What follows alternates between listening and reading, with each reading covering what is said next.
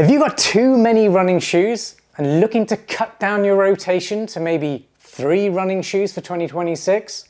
Or maybe you don't have enough running shoes and you want a full rotation, but you don't want to buy too many shoes. Well, in this video, I'm going to share my 3 best running shoes, which is basically my ultimate rotation for 2026. These 3 running shoes have been the most standout for me in 2025.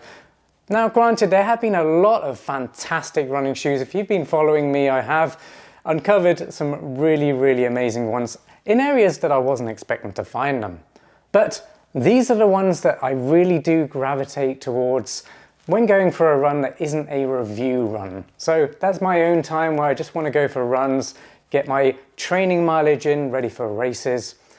These are the 3 shoes that I gravitate towards. This 3 shoe rotation covers everything from daily mileage, long runs, tempo, speed training sessions, marathon racing, and all your trail running needs. That includes trail racing, trail training, but also ultra running. Before I get to my list, I just want to share what an amazing year it's been for me personally. It's been a really busy one, but one where I've actually achieved quite a lot and I'm being very proud with. So first major thing this year was in March, where I moved from the west coast of America to the east coast. So from Marin County, California, all the way to Sarasota, Florida. It's a move that's been pretty hectic, but incredibly enjoyable at the same time. I've absolutely loved exploring all these new places that we live next to, all the open spaces, the beaches, and yes, there are plenty of trails here as well and plenty of places for road running too. I've also spun off Alastair Running from my other website, trailandkill.com. If you're not familiar with that one, it's an online magazine dedicated to gear reviews for outdoor adventure, but also lifestyle gadgets. I also talk about wellness and healthy living on there, so that's eating really good, healthy, whole food nutrition, but also getting your mind right and getting plenty of sleep and recovery to help improve your training, but most importantly, to help people get outdoors and try a new adventure or try a new sport. That's the main goal of Trail and Kill. So if that sounds like a thing that you might be into, definitely head over to trailandkill.com. I think you're gonna love the content on there. With all that craziness, I've also managed to get in a few really good races as well. That is Speed Goat by UTMB in Utah. That was an incredibly challenging race, mostly because of the elevation that the race was at. That threw in some curveballs, but I got it done. I had a fantastic day out and absolutely loved it. Might even go back in 2026, we'll see. And I also did a fantastic Maverick race in Wales, UK.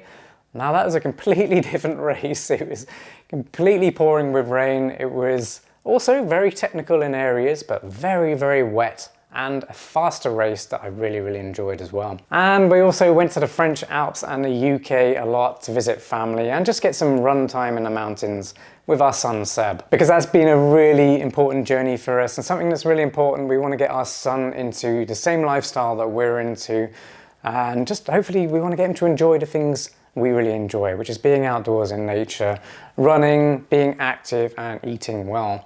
So far it's going really well, and if you want to follow that journey, you can follow me on Instagram, but also on trailandkill.com. That's got an Instagram account as well. Before I kick off this list, make sure you subscribe to the channel, hit that notification bell, and I'll see you on the next video. Okay, the first shoe that you absolutely need to have in your 3 shoe rotation is a super trainer of sorts, or a trainer that can handle daily training, tempo runs and speed sessions, but also long runs. You need that one road shoe to handle most of your training if you are going to have a 3 shoe rotation, including trail running. So the super trainer I have picked is the Saucony Endorphin Azura. If you've been following my channel, then you probably guessed I was going to mention this shoe. It costs $150, but it's not out until February 2026. So I am going to offer up an alternative running shoe, which I absolutely love, equally to this, but it's a little bit different, but it is available now. And that is the Saucony Endorphin Speed 5. Fantastic shoe. More on that in just a moment. The Endorphin Azura cost $150, which is incredible value for money. It weighs 8.5 ounces, has an 8mm drop with 40mm at the heel and 32mm under this forefoot. And this one is a non-plated Power Run PB midsole. It's the most well-rounded super trainer I have ever run in. Saucony has nailed the super trainer formula with this one. It has a lively bounce, a really nice natural energy return, and it's stable across all paces, which is amazing considering the stack height. It covers daily miles, long runs, and those speed sessions all in one shoe. It's incredible value for $150. I still can't believe how they're pricing it like this. And I do wonder if they are going to be pushing up that price come release day. Fingers crossed they don't though. So if you can't wait till February, then I highly recommend you just go out and buy the Saucony Endorphin Speed 5.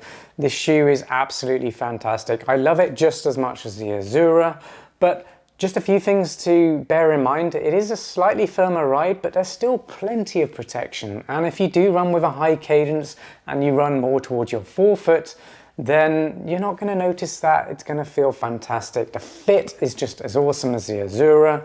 Both shoes run true to size and have a nice bit of room in the toe box. They're both very breathable, so fit is on point for both shoes, and both are fast and both can handle long runs and tempo sessions as well. This one has a nylon plate in the midsole, which gives it more snap and pop on the run. It weighs 8.6 ounces, so pretty much the same as the Azura, but it does cost a little bit more money. It's $170. I love the fact that this one is fast, because it does mean you can use it for marathon racing as well as marathon training. But what makes it super special is it's aggressive, but it maintains stability and comfort for long distance or just fast sprint run type stuff.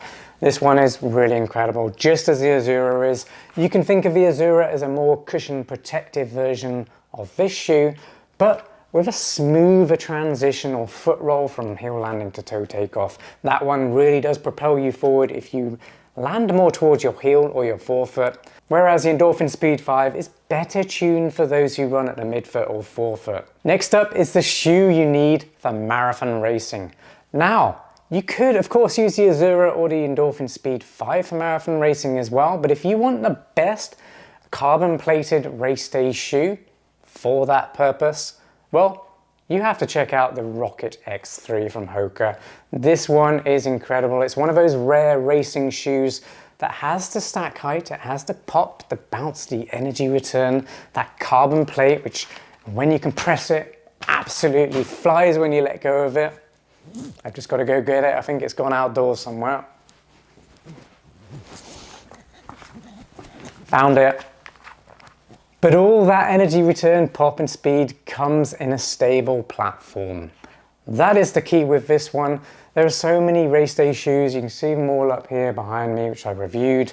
Well, most of them aren't that stable, and that does make them uncomfortable over longer distances. The Rocket X3 is a lot more accessible for runners who do want a more stable platform. If you're a heavier runner, for example, then you're absolutely going to love this because it's going to feel more stable than some of those other options. It also has a nice fit, super comfortable, but it's roomy as well. I wouldn't say it's overly wide, but most race day shoes do tend to be very narrow. So again, accessible in terms of fit as well as stability on the run. I think everyone I've recommended this shoe to has absolutely loved it, so there's something as well. The Rocket X3 costs $250, so it's pretty expensive, but it is a carbon plated race day shoe. It weighs 7.3 ounces. And has a 7mm drop from heel to toe. It uses dual density PEBA foam in the midsole, and it has a winged carbon plate. And that's where you get that real good energy storage and forward propulsion. I've easily gone over 200 miles in this pair, and although I am seeing wear on the rubber compound on the outsole, and in areas where it is exposed foam, that's not so much of an issue because in a shoe like this, you are more likely to be running more on your forefoot, and that's where the compound is. Of course, when you get slower towards the end of a race or a long run, training run, you will be running more towards a heel, and there's rubber compound there too.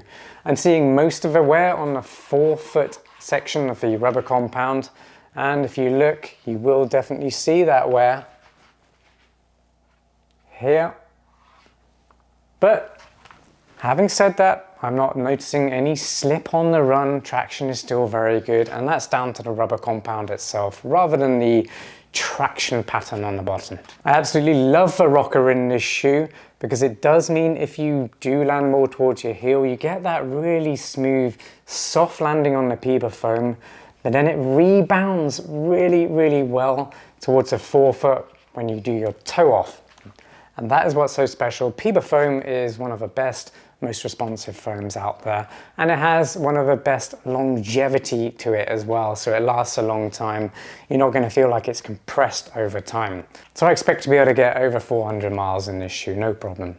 So if you want the one weapon for racing 5Ks all the way up to marathon distance, the Rocket X3 is the one you need to get. And then finally, if you love running on all surfaces, you're going to need a trail running shoe for your ultimate 3-shoe rotation. And my pick is the Saucony Xodus Ultra 4.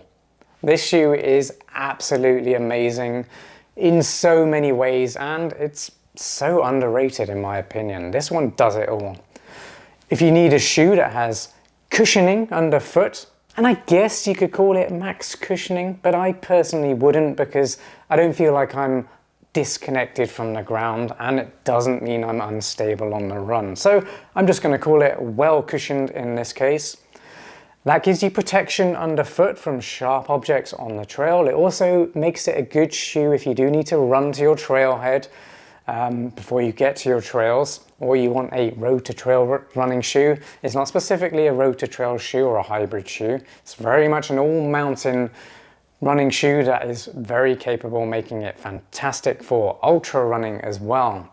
But it doesn't stop there. This is an all mountain trail running shoe that performs in most terrains as well because of a lug pattern and because of the compound that's on this outsole. It's Vibram Mega Grip, which is best in class right now. I've run in some incredibly muddy terrain. I've run through streams, long sections in Wales going down very, very gnarly, rocky streams all the way down. And you know, it was probably about 10 inches deep of water, so foot completely submerged all the way down. Technical, didn't have any trouble at all. I was running faster than most people around me in that segment of a race. And it performed fantastically. It's not waterproof, but the upper is breathable enough that it drains off quickly. And that's what you want from a trail running shoe that's going to be capable in all mountain terrain. You've got to watch out for those GTX waterproof shoes because they're stiffer, they're less breathable, they're heavier. But also when water gets in the shoe, it's trapped. It's not getting out of the shoe. That's where a breathable upper matters the most. It allows your feet to vent off and it allows the water to drain out and strip the shoe of that water weight that gets trapped in the upper. All in all, the fit is fantastic, true to size, enough room in the toe box. Love all the padding around the collars and the tongue. The articulated heel counter means there's not too much pressure on the back of your heel, but you maintain a very good heel lock, giving you good control and stability and confidence on the trails. It's also got a little gaiter attachment at the front, there's a little loop, and a heel pull towards the rear. The Saucony Xodus Ultra 4 costs $170. It weighs 10.7 ounces, and it has a 6mm drop from heel to toe. The midsole foam is using that Power Run Plus foam, which I absolutely love.